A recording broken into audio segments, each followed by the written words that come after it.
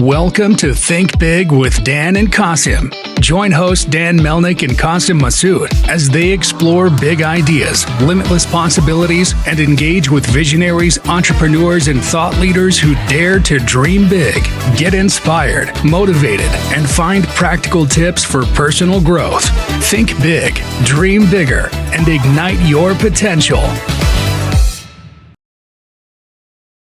Welcome to Think Big with Dan and Qasim. If you want to go ahead and introduce yourself, tell us where you live and what you do for a living. Yeah, my name is Wes Lindenmuth. I'm based out of Columbus, Ohio. I own a sales management company called TopShelf Brandz, where I help D2C brands, mostly on the fashion side, connect with major retailers, key independent partners, overstock partners.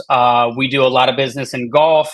We also do international distribution as well as travel and airport retail. So how did you get into the retail business in the first place? Yeah, it's kind of funny because I started off mainly in e-com. First company, first real job out of college. I worked for a watch and accessories brand called Venchero Collective, based out of San Diego. My role there was mainly a e-com sales position where I was going on the hunt and trying to find new sales channels for the business. They found an opportunity, in this premium watch collection price point that was working really well. And they brought me on to find YouTube influencers, connect with podcasters. I manage all of our direct mail, TV. All of these sales channels kept on growing as the business grew. And then I ultimately kind of fell into this role of wholesale and trying to grow the business offline as well. And as I did that and found success, I started to realize a lot of these digitally native brands that have been in the business for 5 to 7 years or so, we're at this maturation point of needing to find other opportunities to grow and to become a more holistic business, especially after the pandemic happened. So once that happened, I saw that a lot of these D2C owners didn't have the knowledge, expertise, and network to be able to find these opportunities offline. A lot of these things take, a lot of time to develop relationships, find the right people, and then ultimately pitch your brand and get them into these stores. So I was fortunate enough to kind of fall into this role, found some success with Venchero. And then again, I saw that need within other people in my network, and then eventually branched off onto my own and then started assisting not only Venchero, but other D2C brands as well. That's awesome. So I'm curious, like in your mind, should every D2C brand have a retail presence, or are there some brands that you're in contact with, you're like, no, just stay D2C, and that's the only way for you to go? No, I think there's a lot of variability behind it in terms of the type of brand that you want to become, the type of product that you have, and the category that you're in. You can go immediately to retail still in this day and age if that's your business model and you have your marketing and everything, on the back end prepared to do so. It really depends on where you see the opportunity for your product. So a lot of the brands that, I work with, they found their success in the, kind of in this e-com boom over the last 10 to 15 years. And again, hit this, kind of ceiling to some extent of, hey, we need to continue to, grow our brand and grow our presence and find more brand awareness without having to just pay for clicks in all of our online mediums. But no, I think it can be, I think you can go and take it multiple routes. I think you just need to have a strong plan behind it, and your marketing has to represent yourself in all of these sales channels. So it's really dependent upon the type of product you have, where the opportunity lies, and ultimately where the founder and the owner wants to take the business. So if you're a D2C native brand, you're doing lots of marketing and promotions on social media, what do you need to do from the marketing side to align yourself for success at these retail channels? Yeah, it's a huge challenge. Probably, the largest, if not, or, one of the largest issues and challenges that D2C companies come across when trying to get their products in stores. How, from a buyer standpoint, how are we supposed to compete with what you're offering your direct to consumer customers? How are we able to retain our margin? And that goes on both ends. If we allow them to match some of our costs, we're obviously losing margin. you don't want to cannibalize what you're accomplishing online because your margins are always going to be better. So it comes back to having a plan in place in terms of trying to take your product offline, having a strong idea of how you are going to promote and sell your product online, and how does that run in parallel with your partners. A lot of times, because I work with multiple brands, these strategies are very, very different across the board. So I really try to work closely with whether it's the founder or the head of marketing, and try to come up with a plan that allows our product to fit in the key retailers that they want to be in. Not everyone wants to be in the same places. So it's really up to me understanding the direction of the founder, where they want to take the brand, and then making sure we're on the same page in terms of our pricing strategies.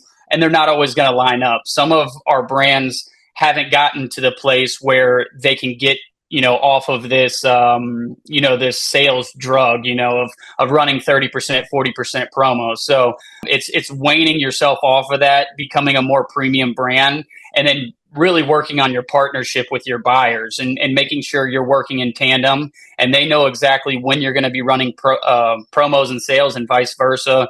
And trying to make this, really a 360 partnership, because that's, back in the day, you used to just buy directly. There wasn't too many concerns about sales or anything like that. But now these things need to really work all in tandem and in unison in order for them to be successful. And it's definitely one of the challenges I face as a partner of these brands, but also the brands themselves in terms of being successful offline. So, for example, like not running a certain promo at the same time in the store as you're running on your website, right? Yeah. So, for instance, if we're selling our product, at Keystone pricing, 50% off MSRP, and we're running a 30 to 40% off sale, well, our retailer can, a lot of times we allow them to match that sale, but again, they're running into thin margins if that's the case.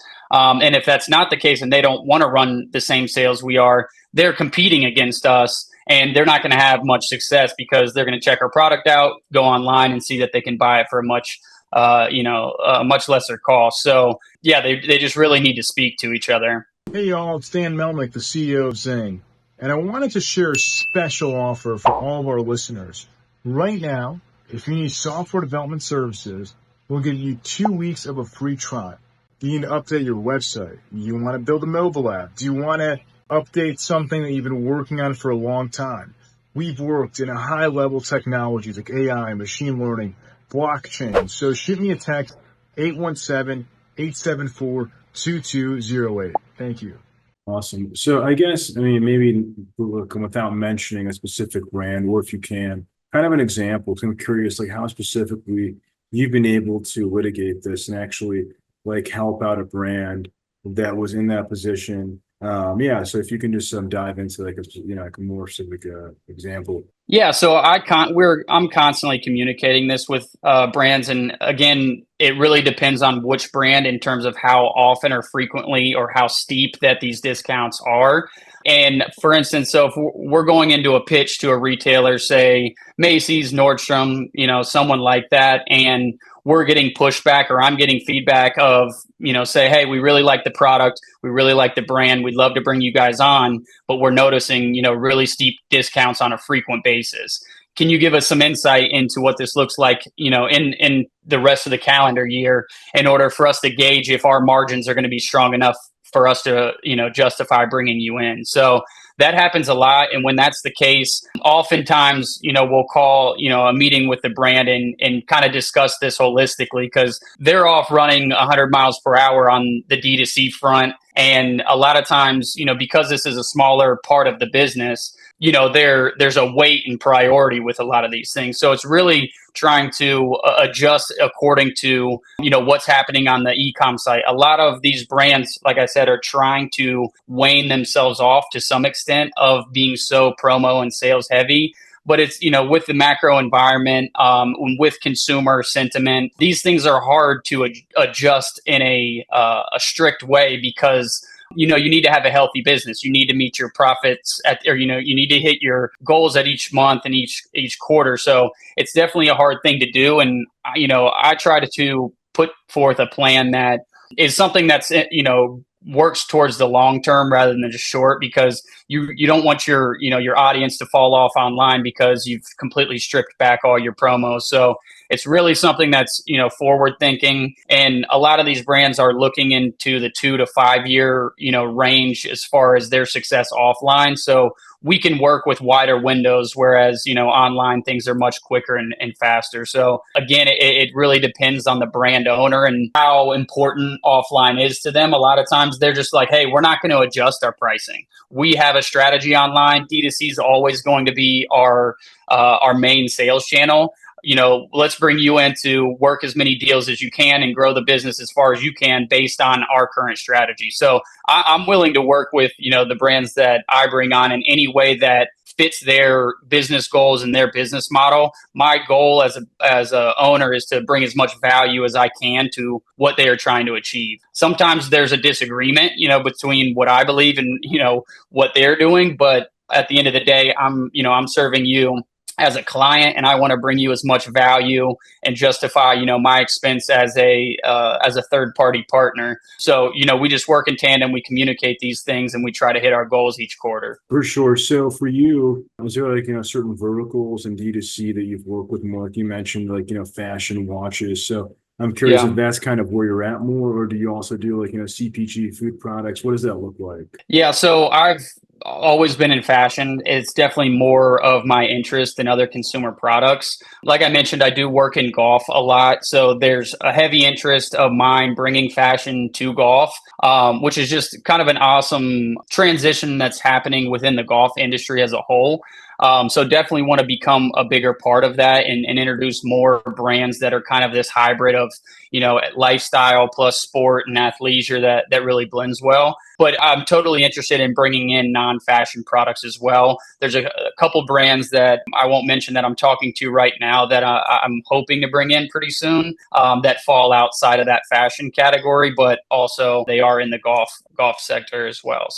So in terms of fashion, like you mentioned that there's some airport retail or even some smaller shops. So what does that look like? I mean, I know it can be tricky sometimes with sizing and making sure you have all the different sizes available. So how do you really get that shelf space and make sure that your products are there and visible compared to your competition? Yeah, absolutely. It's a great question. And it's something that I don't rely on for my own expertise, right? Like I focus heavily on the sales aspect of it. And every time we're bringing on, a new retail partner, I work closely with our operations teams in general of all the brands that I work with, as well as a demand planner if that is a position that is available, within the business. So let's say we bring in a new brand, they're really excited to bring in the product. And then we start discussing operationally, how do we execute it based on all the requirements? And, whether it's Nordstrom, Macy's, Saks Fifth, et cetera, everyone's got a laundry list of operational requirements that we need to abide by. And that's when I bring in our operations head and make sure that these things, move smoothly. Because if I start going rogue and moving on my own accord, things just won't operate smoothly. So there's a lot of tagging requirements, a lot of EDI, like back-end functionalities that, need to be speaking to each other. And then as far as presentation, a lot of times it's a collaboration between, the buyer and the brand as far as where we'll sit within the store, how we'll be presented, and, what that will look like and how we'll be merchandised. And a lot of times how we're merchandised is also the type of assortment that we'll provide. So for instance, if we're, working with, Dick's Sporting Goods and they have a structure that, they bring a structure of how they merchandise brands, they'll present that to us. We'll let them know, what type of assortment would fit well based on that merchandising, as well as, what we know to be true about their consumer. And we kind of blend those things together, work with their team, and then ultimately come to market with an assortment that's presented in a way that, will really be successful for both parties. Awesome. So many organizations today use high-level technology like AI. So do you guys currently use AI? And if not, where do you think they can come in and give you more value in 2024? Yeah, I mean, I use it just from a personal kind of day-to-day standpoint. I wouldn't say at a very deep level. I use ChatGPT the way that you would once have used, Google. I use it for a lot of copywriting, just idea generation, list building, that kind of thing, improvement of pitches. I also use Gamma. I'm not sure if you're familiar with it. It's called Gamma.app. It's a presentation deck, just kind of a new age presenter. And as you're creating your deck, say I want to pitch myself to a new brand, it'll assist in some copywriting. It can drag and drop, automatedly, imagery, and it's, very easy to, quick pitch someone, a new brand and kind of make everything curated for that brand. So I use it in that way. As far as assisting other brands, I don't know. I don't know what the long-term effects of that look like. I think one of the biggest hurdles that I have, and I know a lot of the brands that I work with have, is on the inventory front.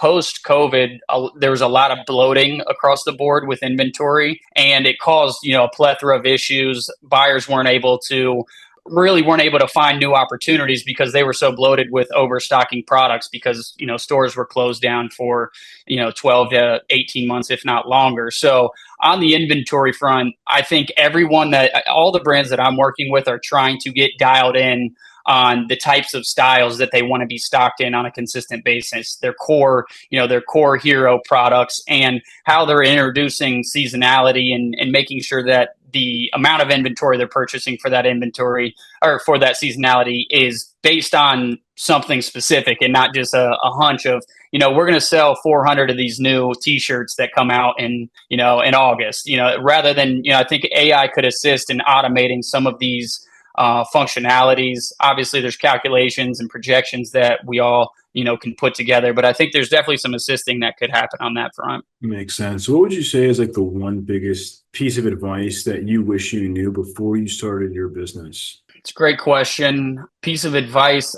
I think just having kind of back end structures together, just, invoicing process, just understanding tax functions of a business, just very kind of basic things that you can kind of overlook if you're gung-ho on an idea or a business that you have. I think just having your business structurally intact and having things automated, just so you can focus on the task at hand, whether it's, you creating a product or providing a service.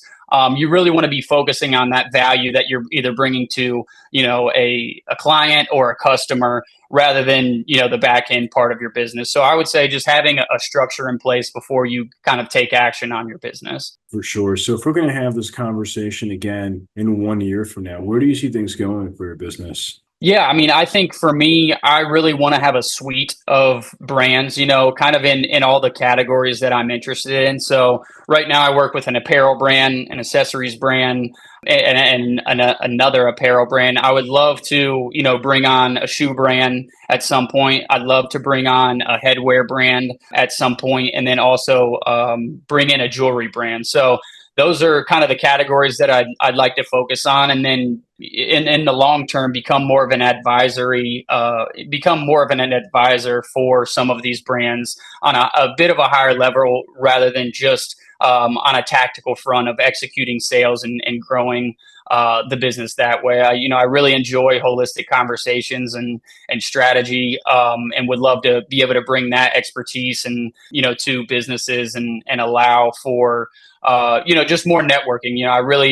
I've learned a lot from networking over my short career, and I want to be able to be someone that can be a resource to others, whether it's a brand or, people specifically within maybe a role or a high level role within another brand. So, I would say, getting my brand portfolio filled out and then becoming a bit more of like an advisory role. Awesome. So if somebody watching this wanted to reach out to you, do you mind sharing your website or social media? I guess best ways to get in contact. Yeah, I mean, honestly, just I do everything via email. So wes.lindenmuth@gmail.com. Lindenmuth is LINDENMUTH @gmail.com. You can also find me on Instagram at Wes Linden with 2 N's. But yeah, I'm on LinkedIn as well, Wes Lindenmuth. That's where I do all my professional connecting. Would love to connect with other brands and other people in the industry. Awesome. Well, Wes, thank you so much for your time today. Yeah, thanks a lot, Dan. Really appreciate it, man. Thanks. All right. Bye. Take care.